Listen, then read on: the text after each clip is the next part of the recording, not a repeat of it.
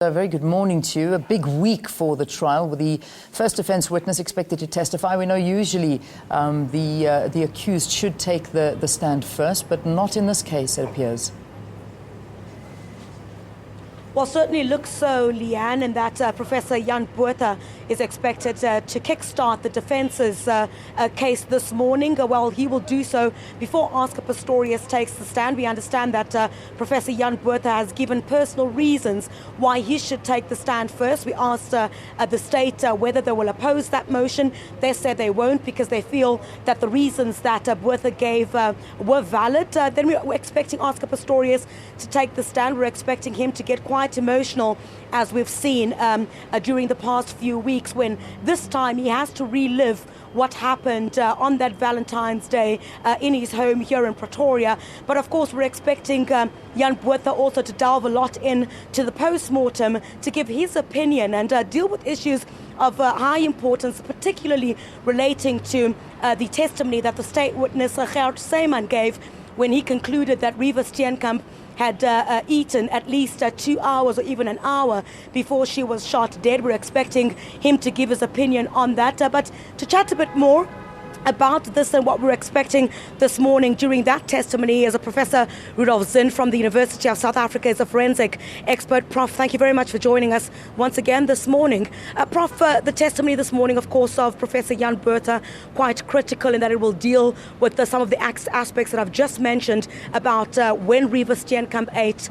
We know that Oscar Pistorius has been saying that they're retired, they'd gone to bed at about 10 p.m. that evening. That's correct, yes.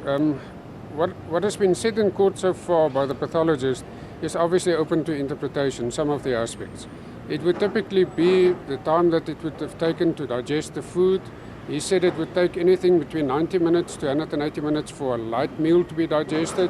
The content of what he found in the stomach, he said about 200 milliliters of partially digested vegetables and white particles looking like cheese, which is consistent obviously with the SMSs sent between Reeva and Oscar in the week before on his diet that he followed, but also the amount of or the volume of urine found in the bladder, whether that's consistent with what he described. And Professor Simon said it could have been even an hour before that time that she had relieved herself. This is obviously now going to be debated by the pathologist that's been called by the defense.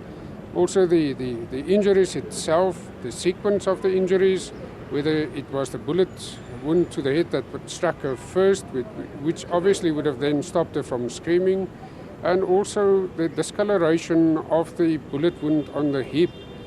Barry Roux already said in his cross-examination that could be the discoloration on the top half of this bullet wound can indicate that she was leaning forward when she was shot and not standing upright. Also, the bruises caused on the back of Reeva, whether that's consistent with what Captain Mangena said, how she felt back in the room, and all of those aspects as far as forensics is concerned will be debated today. Well, friend, that's all we have time for this morning. Professor Rudolf Zinn giving us some insight there into what's expected when Professor Jan Botha takes the stand this morning, the defence's pathologist.